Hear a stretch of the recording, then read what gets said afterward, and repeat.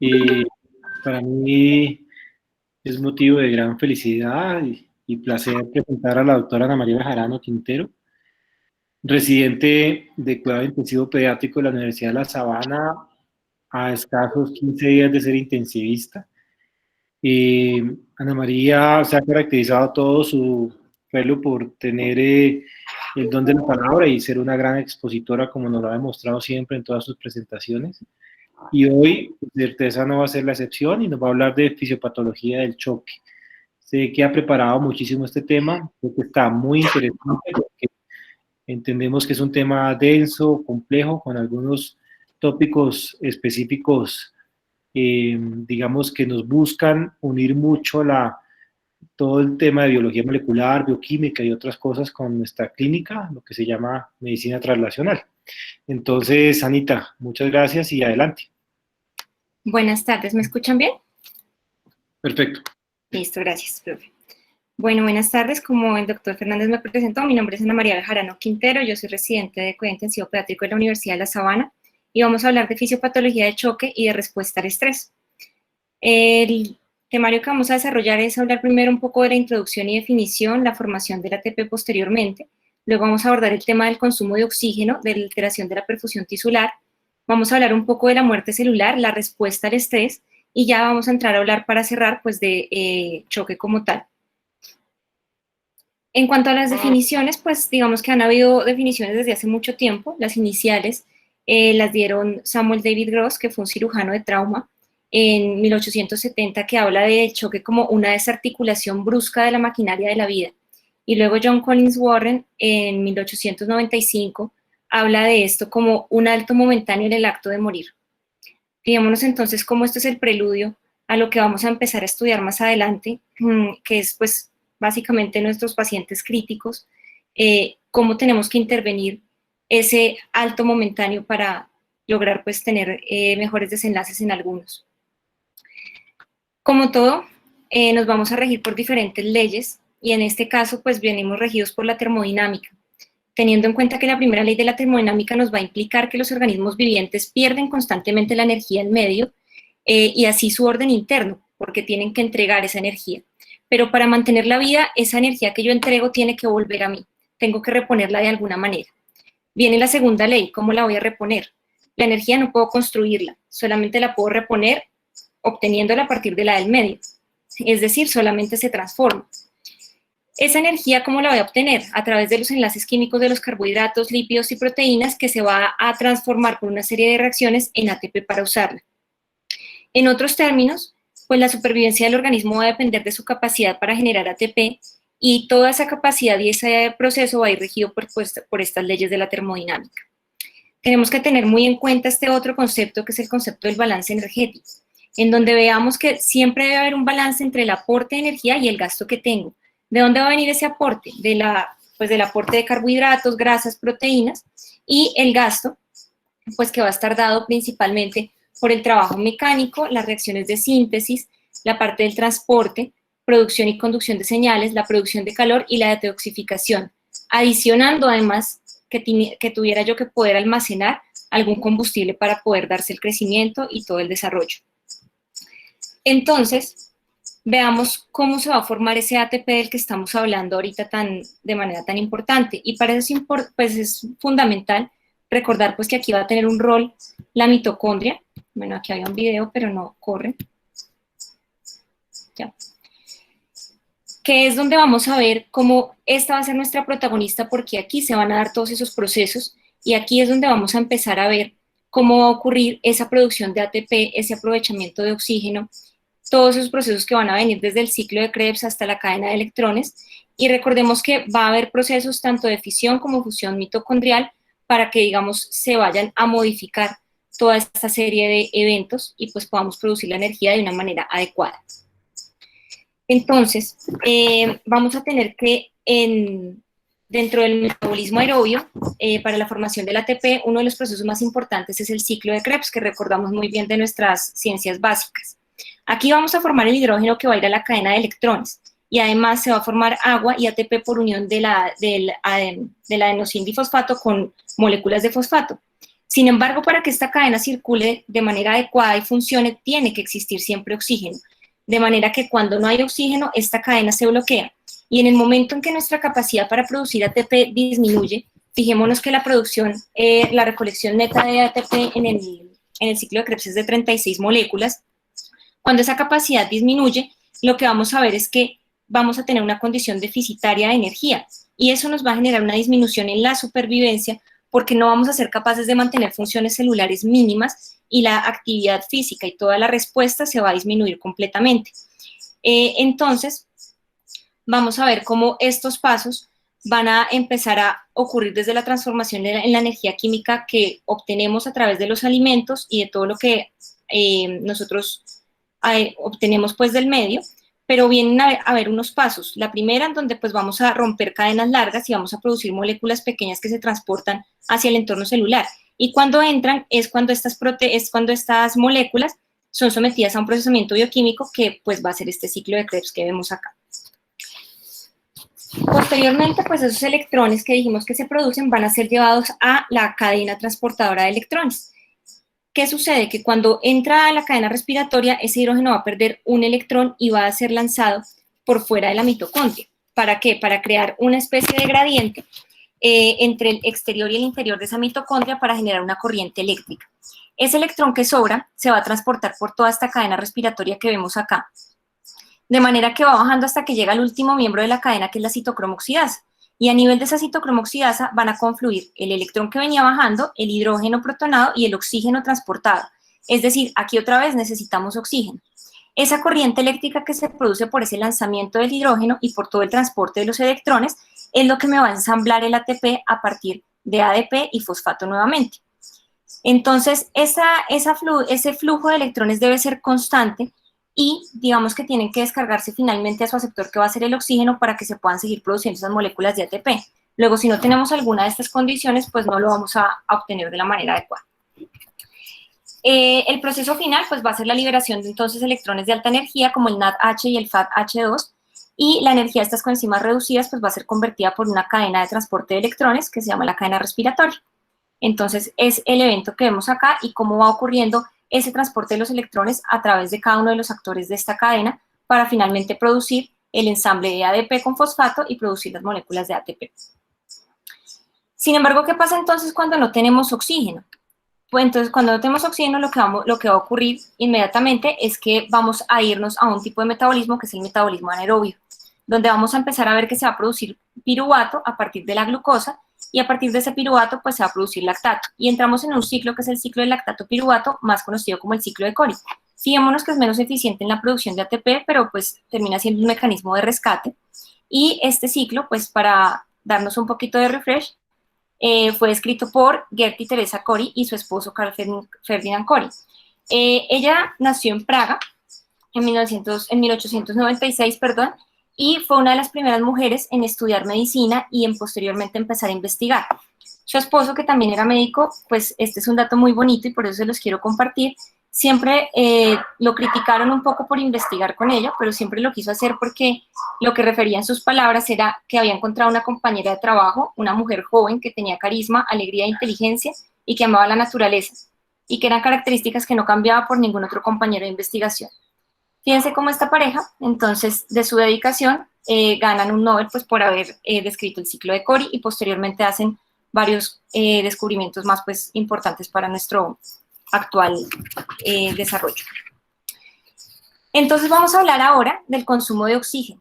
Y entonces, en cuanto al consumo de oxígeno, tenemos que en ese proceso de formación del ATP, ese oxígeno molecular desaparece porque se transforma en agua, que era lo que habíamos hablado previamente. ¿Qué quiere decir? Que se consume.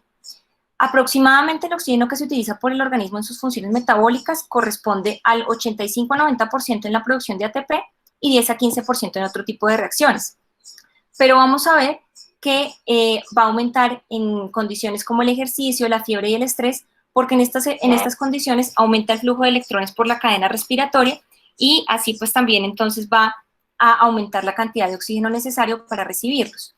En otras condiciones como el sueño, la hipotermia y la anestesia, pues va a ocurrir lo contrario y va a disminuir ese consumo de oxígeno por disminución pues del flujo de electrones en esa cadena respiratoria. Entonces entra aquí un concepto importante que lo escribió Atkinson, que es la carga energética. Según él, pues ese mecanismo disparador o atemperador de esa producción de ATP es la relación entre esas cantidades de adenosin trifosfato, adenosin difosfato y adenosin monofosfato. Y eso se describe a través de su famosa ecuación energética, que es esta que vemos acá ilustrada, donde nos habla de que el valor normal de la carga energética es aproximadamente 0.85 a 0.90.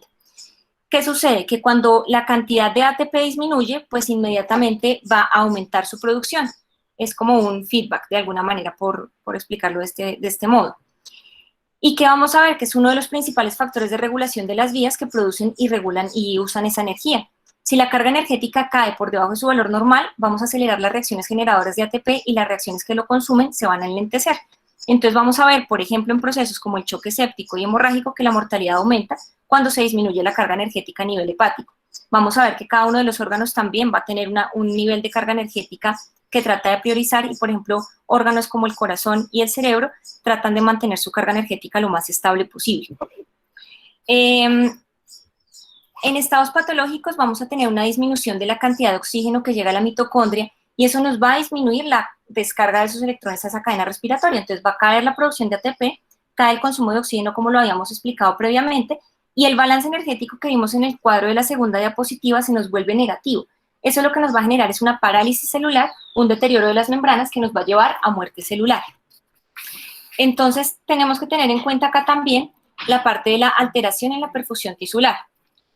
La gran mayoría de las definiciones de síndrome de choque pues nos van a incluir dentro de la falla en el oxígeno, pero también nos van a incluir una alteración de la perfusión como uno de sus elementos centrales. Y entonces podemos entender cómo ese término nos habla de una disminución del aporte de oxígeno a la mitocondria finalmente, que va a producir esa disminución de ATP y pues lógicamente también del consumo de oxígeno.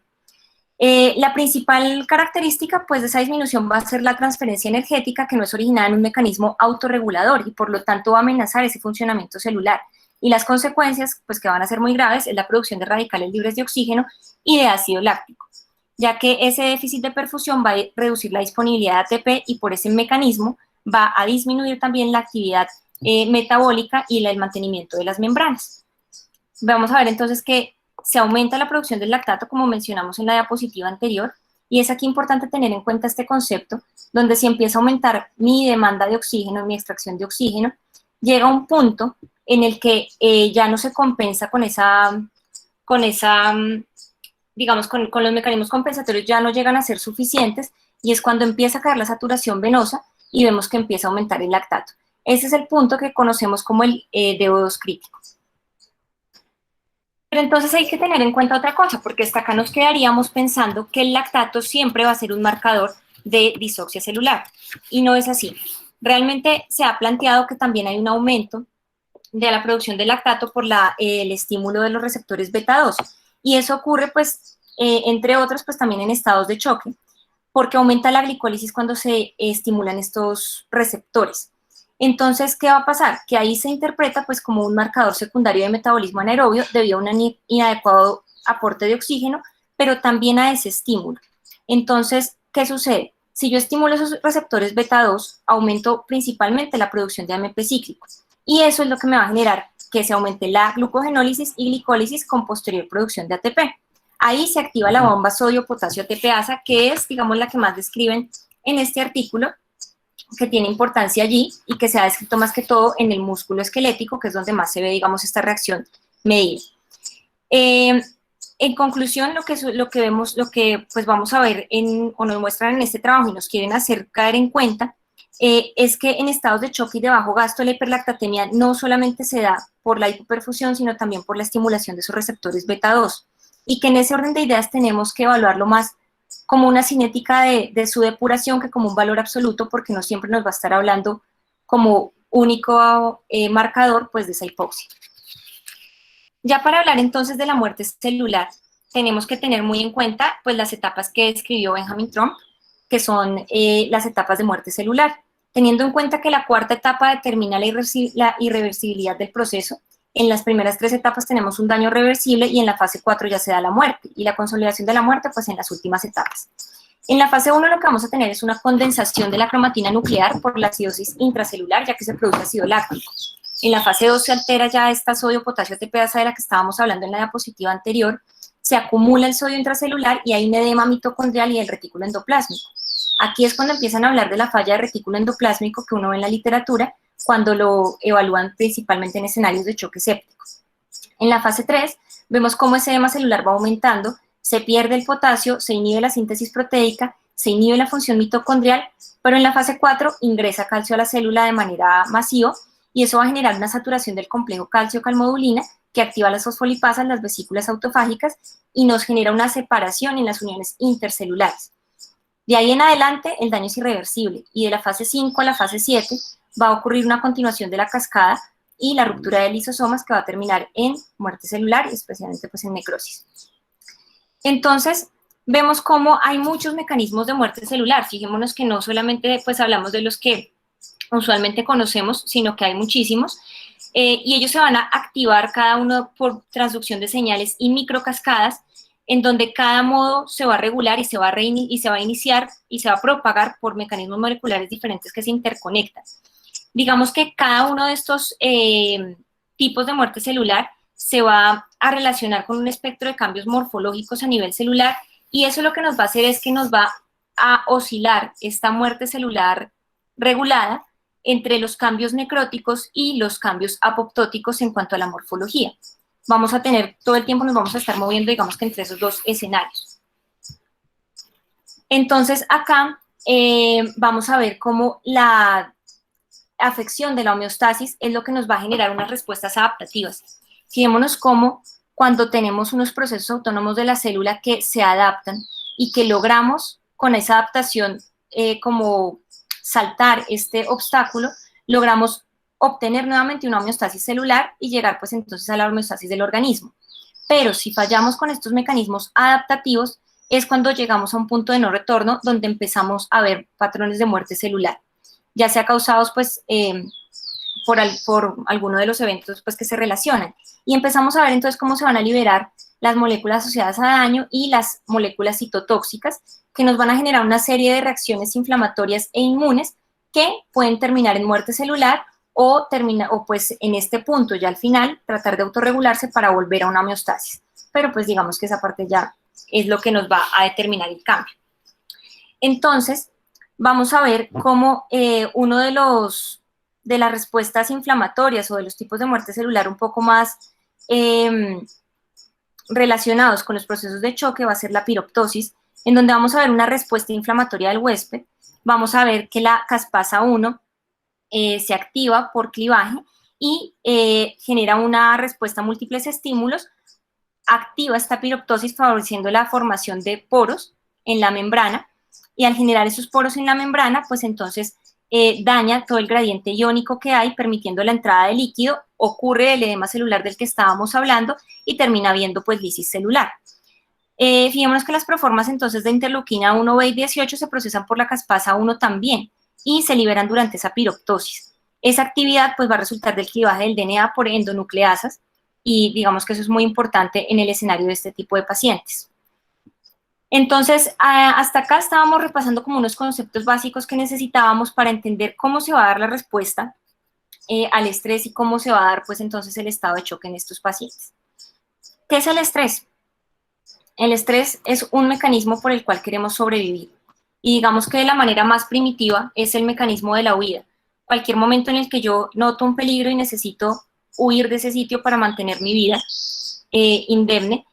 Y por tanto, digamos que esos sistemas están compuestos por una serie de reacciones que pues se han adquirido de manera evolutiva y que buscan es la supervivencia. Entonces, cuando uno va a mirar, pues obviamente un animal que esté sometido a amenazas, pues lo que va a buscar es sobrevivir, emprender la lucha, y para eso trata de implementar toda una estructura metabólica, una reacción metabólica que los prepare para la defensa o para la huida.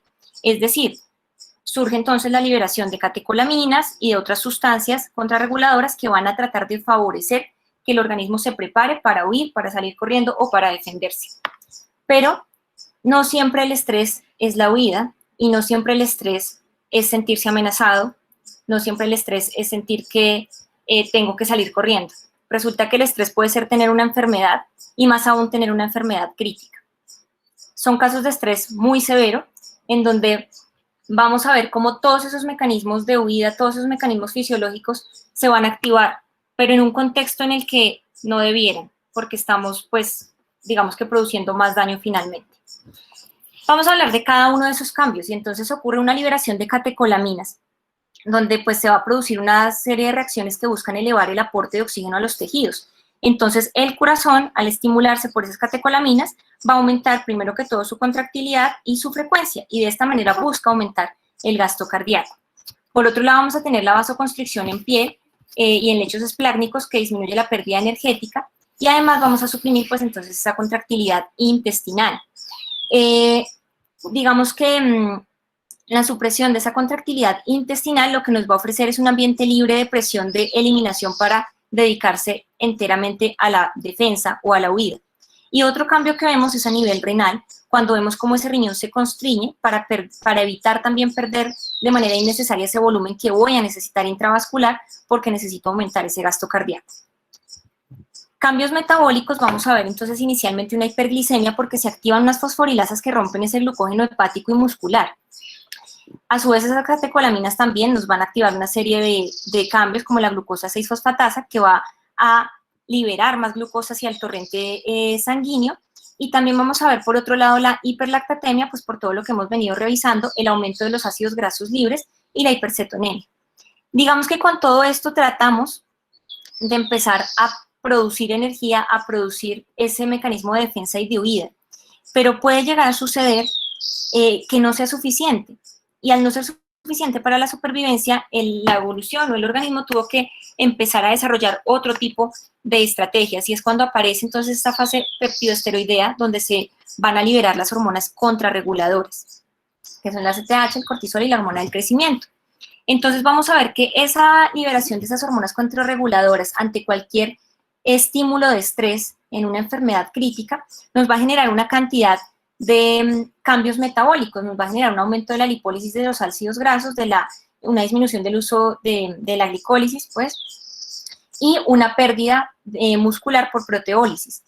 ¿Qué es lo que va a empezar a ocurrir? Que a coste de obtener energía de donde sea, voy a empezar a hacer un catabolismo, voy a empezar a consumir mi propia proteína, y el hígado, digamos que en el afán de tratar de producir también, nos va a empezar entonces a producir proteínas inflamatorias y a comprometer la producción de otras proteínas que pueden necesitarse ya para la parte, digamos, del funcionamiento usual del organismo.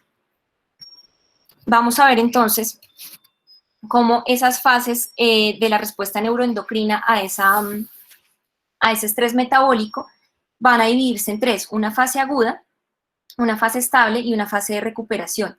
Vamos a ver cómo la inflamación es mayor en la fase aguda, y es en la misma fase en donde se aumenta la producción endógena de glucosa y el uso de proteínas.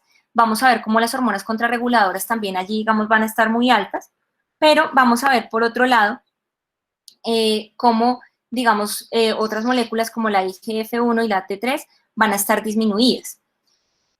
Vamos a ver cómo posteriormente, cuando empezamos a estabilizar esta fase, esta inflamación cae y empiezan a aumentar ya otras moléculas como la T3, la GH, un poco, y finalmente en una fase de estabilización tratamos de regresar a la normalidad. Al final, si comparamos lo que sería el estrés metabólico con la inanición, vamos a ver cómo el consumo de oxígeno inicialmente en estrés metabólico para tratar de defendernos, pues va a aumentar, pero ya posteriormente cuando hemos pues consumido todos esos sustratos va a caer. Y como el catabolismo proteico al principio va a ser tan importante y luego digamos que se va a estabilizar, pero no se estabiliza realmente por el proceso, sino porque ya no vamos a tener sustrato que gastar. Esto es muy importante en el paciente crítico porque es uno de los factores que va a hacer que estos pacientes caigan en una desnutrición aguda muy rápidamente y que eso empeore también su pronóstico y su respuesta. Por otro lado, entonces también tenemos las etapas de la respuesta metabólica al estrés propuestas por Cuthbertson, en donde pues se definen, digamos, dos etapas. Esto ocurrió porque a pesar de que se había hablado de las fases, de la fase peptidoesteroidea, se veía que no era una solución para la supervivencia y que había una proteólisis continuada que seguía sucediendo pues a lo largo del tiempo. Entonces es cuando aparece esta división de la respuesta metabólica nuevamente en la etapa aguda, mantenimiento y recuperación, pero nos la dividen entonces en estas fases. La fase E, donde vemos que hay un resultado de la pérdida de fluidos corporales, es la fase inicial, suele durar algunas horas y es el verdadero estado, digamos, de inestabilidad de nuestro paciente, inestabilidad cardiovascular aguda. Si no la corregimos, pues el paciente obviamente que va a evolucionar es a la muerte. ¿Por qué la denominaba EP? Era porque era un símil con la ola que choca contra la playa, que es un fenómeno que representa el trauma y luego retrocede al mar. Posteriormente, íbamos a ver una fase que es la fase flow, donde hay un estado de hiperdinamia, tratando entonces de acentuar un poco esa alteración metabólica y endocrina que está tratando de responder, que está tratando de usar de manera preferencial esos sustratos para mantener la energía. Y eso puede ocurrir incluso por días o semanas, donde va a perdurar la condición crítica. Luego viene la etapa de recuperación o expansión, donde aumenta el VO2 y el aporte de sustratos a la célula, y es el momento donde tratamos de estabilizarnos, pero aquí aparece también un aumento en la liberación de las citoquinas proinflamatorias, como el factor de necrosis tumoral, y las interleuquinas y antiinflamatorias. Entonces, esto es importante. ¿Por qué? Porque en la fase aguda tratamos de optimizar, obviamente, la volemia, la hidratación, el equilibrio ácido-base. En la fase flow tratamos de mejorar el aporte calórico, el aporte nutricional, ¿cierto? Una adecuada cantidad de proteínas. Y en la etapa de mantenimiento, pues tratamos de mantener como todo de la manera más estable para que ese paciente, digamos, que tenga una buena recuperación. Tenemos otro tipo de respuesta inflamatoria que era lo que les venía nombrando. Fíjense, las citoquinas, y vamos a tener que en el estrés vamos a tener dos respuestas, la antiinflamatoria y la proinflamatoria. Depende para dónde se vaya, es que vamos a tener los espectros del CARS o el CIRS. El CARS, cuando nos va a predominar la inmunosupresión, pues la respuesta antiinflamatoria, vamos a ver que el paciente se presenta con disfunción y falla multiorgánica, y cuando predomina la respuesta proinflamatoria, pues vamos a predominar en el CIRS, la autofagia y la disfunción orgánica múltiple. Entonces vemos que no es suficiente controlar la lesión inicial, sino que tenemos que lograr un equilibrio energético. Y para eso pues tenemos que recuperar la carga energética. Eso requiere recuperar el VO2. Para eso tengo que dar un buen aporte de oxígeno y de nutrientes a la célula.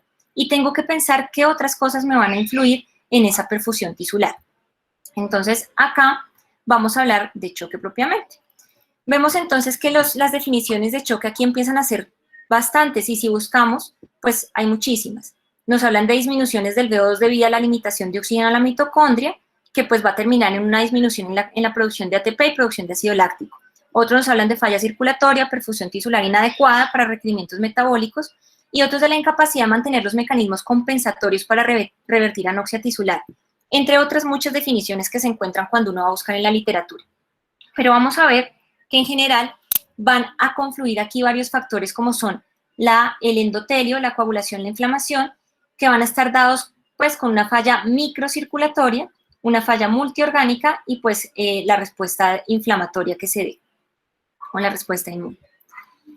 Entonces vamos a ver que el choque va a tener dos componentes, el componente macro y el componente micro, donde vamos a ver que el componente macro pues nos habla de cómo mantener ese gasto cardíaco, precarga, poscarga y contractilidad, y el componente micro de cómo vamos a tener ese compromiso microvascular tan importante. Vamos a ver dados aquí unos cambios neuromorales, una inflamación y unos cambios metabólicos. ¿Cuál es el problema y cuándo aparece realmente el choque? Cuando pierdo la capacidad de compensar esos cambios. En ese momento, pues, es cuando empieza a manifestarse. Vamos a ver entonces cómo sobre cada uno de estos factores van a influir ciertas condiciones de las que hemos venido hablando en clases previas del curso, en la precarga, la poscarga, la contractilidad, que nos van a hablar del volumen sistólico y junto con la frecuencia cardíaca van a determinarnos ese gasto cardíaco. Pero por este lado, ese contenido arterial de oxígeno nos lo va a dar la hemoglobina, la saturación y la presión arterial de oxígeno con todos sus componentes, pues que acá los podemos ver, y eso es lo que finalmente nos va a hablar del DO2. Fijémonos entonces también que la función ventricular tiene aquí también mucho que ver, al comprender que ese gasto cardíaco pues es uno de los principales determinantes de esa perfusión tisular y por eso se vuelve tan esencial que analicemos un poquito esos determinantes. No me voy a detener tanto porque lo hemos tocado a fondo en clases pasadas, pero recordemos que esa precarga determinada por esa elongación miocárdica, por la ley de Starling antes de la contracción, es lo que se va a interpretar como esa energía acumulada para que yo pueda generar un adecuado volumen sistólico. y también pues nos va a reflejar una conversión adecuada de ATP en una energía elástica y química y en una energía cinética que nos va a dar el gasto cardíaco. Si vamos a ver entonces la parte pues de la capacitancia del volumen intravascular, es muy importante recordar que ese volumen circulante efectivo o volumen estresado es ese volumen capaz de ejercer presión sobre la pared del vaso que nos va a generar ese retorno venoso. Entonces, esto también es muy importante optimizarlo en los pacientes pues que digamos que se puedan beneficiar de ello, como lo hemos venido hablando y estudiando previamente. En la medida también tenemos que recordar que ocurra vasodilatación, pues va a aumentar ese volumen no estresado y disminuye el volumen efectivo. Por otro lado, pues entonces tenemos que la poscarga está determinada como esa tensión sistólica de esa pared ventricular y va a terminar por traducirse en el trabajo que tiene que realizar ese ventrículo antes de poder realizar la eyección. Luego entonces va a depender de esa impedancia de los vasos elásticos, como la aorta, y la resistencia pues también que se ejerce en los vasos musculares, así como también pues obviamente digamos de la viscosidad sanguínea. Es importante tener en cuenta que también la contractilidad pues va a tener acá su función, porque todos estos son los determinantes del gasto cardíaco. No se debe analizar cada uno de forma independiente, sino como lo hemos venido estudiando previamente, debemos integrar para obtener pues una adecuada interpretación de las diferentes herramientas. Entonces, cuando tenemos, digamos que todas esas herramientas a la vista y podemos evaluarlas en nuestro paciente, es cuando podemos hacer esta clasificación macro del choque. En esta clasificación lo que vamos a tener es un sistema donde va a haber una intercomunicación que está dada por el sistema cardiovascular, que va a estar compuesto por una bomba y un circuito. Entonces, esas alteraciones de la bomba y del circuito, o del contenido que hay dentro de ellos, van a tener consecuencias en la capacidad pues, de perfusión, y cada uno de esos componentes va a tener una compensación. Cuando perdemos la capacidad de compensación es cuando aparece entonces el choque, porque aparece la disoxia, que es lo que nos va a llevar finalmente allí. Vaya dependiendo si la falla es de bomba, cuando el choque es cardiogénico, del circuito distributivo o del contenido cuando es hipovolémico, es que va a depender también la intervención y de lo que más se va a beneficiar mi paciente. Ese circuito va a tener dos componentes, va a tener un componente macrocirculatorio, del que hemos venido hablando, y va a tener un componente microcirculatorio que evita que se comprometa esa función celular. Y cuando hablamos de ese componente microcirculatorio, hablamos primero de la activación neuromoral, donde vamos a ver un aumento de la actividad simpática, una activación del eje renina-angiotensina-aldosterona, aumento de las catecolaminas por activación suprarrenal, liberación de vasopresina, y vamos a ver cómo hay una respuesta endotelial. Y esto es súper importante, cómo esta respuesta endotelial empieza a ocurrir por mecanismos pues mediados de manera inflamatoria. Vamos a ver cómo esos mecanismos que llevan a esa disfunción están asociados con los DAMPs y los PAMPs y con el estrés oxidativo. Fijémonos cómo aumenta la producción de óxido nítrico que lleva a la disfunción endotelial, a la pérdida de las uniones adherentes entre las células endoteliales, que nos va a aumentar esa permeabilidad vascular, nos va a hacer perder ese gradiente coloidosmótico y además nos va a alterar la adhesión plaquetaria y de los neutrófilos. Fijémonos acá como también ese mi principal mecanismo tisular compensador pues va a ser digamos, el mantenimiento de esta integridad. Y esto también está dado por el glicocálix, que pues ya hemos tocado el tema de su composición. Hoy no me voy a detener mucho, pero en este esquema solo quiero recordarles cómo cuando lo lesionamos es el primer paso para empezar a ocurrir toda esta disfunción endotelial en pacientes críticos, pacientes sépticos y pacientes en choque, y cómo empiezan a abrirse estas uniones intercelulares para que se empiecen a dar todos esos cambios. Finalmente, las consecuencias de esa alteración microvascular van a ser la hipoperfusión tisular, la redistribución del flujo sanguíneo regional e intravascular y la disfunción orgánica, principalmente del lecho esplácnico, que pueden terminar pues, en la muerte. A manera de conclusión, tenemos una respuesta al estrés que nos va a dar una activación de mecanismos compensatorios, pero cuando los agoto voy a llegar a un estado de choque.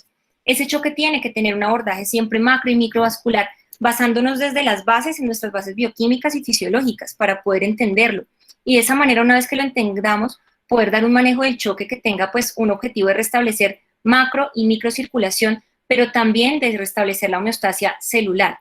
Tenemos que analizar cuidadosamente cada uno de esos componentes que influyen en el gasto cardíaco y en el aporte y consumo de oxígeno, y principalmente tenemos que reconocer temprano a estos pacientes para poder hacer intervenciones que funcionen. Con esto termino. Quiero robarles 3 minutos para, teniendo en cuenta, como dijeron los profes, pues que es mi última presentación y ustedes saben que a veces soy un poquito sentimental.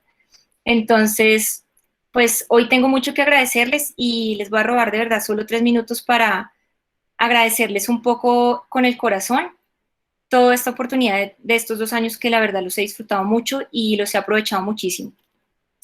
Quiero agradecerle pues primero a mi familia que han sido la motivación, el soporte permanente, lo que me empujó a tomar las decisiones cuando de pronto tuve miedo, pero lo logré gracias a ellos. Han sido el apoyo incondicional y el ejemplo de amor incondicional que he tenido siempre, la mayor fuerza y lo más lindo que tengo y pues se los agradezco porque creo que sin ellos no hubiera sido tan fructífero y tan feliz haber realizado todo este proceso. Yo me siento muy afortunada de poder decir que cuento con grandes amigos y con maravillosas personas que han permanecido a mi lado en cada una de las etapas de la vida y en los procesos que me han permitido, además, estar presente en sus vidas. Yo tengo que darle las gracias porque siempre han estado allí, me han apoyado, me han animado en cada uno de estos procesos, han mantenido mi corazón sensible, puro, alegre, y eso es algo que quiero agradecerles, retribuirles, y pues hoy es un día para hacer un homenaje también a todos esos momentos felices que me han traído ustedes, a mis pacientes, porque han sido los grandes maestros, los protagonistas de toda esta historia, me han permitido aprender de ellos y acompañarlos en su proceso, sea cual sea el resultado, y es algo que agradezco infinitamente a Dios que me lo permita. Son aquellos que me impulsan realmente pues a querer todos los días aprender a hacer las cosas mejor y espero poder seguir haciéndolo de aquí en adelante por los años que me resten vivir. Tengo que agradecerle pues a cada uno de mis sitios de rotación y de trabajo, mis equipos auxiliares, jefes de enfermería, terapia, a mis profes, mis compañeros, mis amigos. Fueron 3 hogares donde estuve muy feliz estos 2 años, la Cardioinfantil, el Hospital Santa Clara, Roosevelt. Mis principales sitios de rotación fueron esos y en cada uno de ellos dejé una parte de mi corazón, dejé muy buenos recuerdos, dejé muy buenas experiencias, me llevé las mejores lecciones de vida, de cuidado intensivo también, les agradezco mucho y de verdad pues que en mi corazón y en mis oraciones siempre los tengo. Muchas gracias por todo, por ese trabajo en equipo, porque creo que es lo que más aprendí. En el paciente crítico, lo que más me quedó es que no vale que uno sepa mucho, vale que uno tenga un buen equipo para que todo eso que sepamos se pueda realizar y se pueda dirigir. A mis compañeros que me dejó todo este proceso, les quiero pues obviamente también dar las gracias por ser los que caminaron junto a mí en cada momento, los que me recibieron cuando llegué, los que están llegando ahorita, pues que ya vamos saliendo, y los que caminaron junto a mí, principalmente pues Cata, Andrés, Lina, Orlando, Aleja, que fueron como con los que más compartimos en este trayecto. Muchas gracias por enseñarme cada uno de ustedes parte de la vida, por hacer más fácil este proceso, por hacerlo más lindo, porque me daban ganas de ir a verlos, por todo. Gracias a mis profes del programa, obviamente, de la cardio, al doctor Fernández, al doctor Mulet, la doctora Galán, Lore, porque ustedes desde hace muchos años, más que mis profesores, se han vuelto parte importante de mi vida, mis ejemplos, me han enseñado no solamente el cuidado intensivo, sino de la vida, y eso se los agradezco en el alma. Espero que podamos seguir compartiendo mucha vida. Gracias por abrirme las puertas, no solamente de sus corazones, de su programa, sino de sus familias, y acogerme con tanto cariño y tanto amor. Y finalmente, un agradecimiento especial le quiero dar al doctor Pablo, al doctor Perdomo, porque pues han motivado este curso desde el principio. Para mí fue como muy curioso, o no curioso, sino tenía la duda de cómo iba a ser, digamos, el primer abordaje, porque no los conocía. Y el primer día su amabilidad fue impresionante, la manera en que me recibieron, y nunca voy a olvidar las palabras que me dijo el doctor Perdomo ese día, que hasta hoy las guardo en el corazón y espero guardarlas siempre. Me han tenido la paciencia y la forma de enseñarme, de corregirme, que se los voy a agradecer toda la vida. Son grandes maestros, son grandes personas, los admiro mucho y pues les agradezco mucho.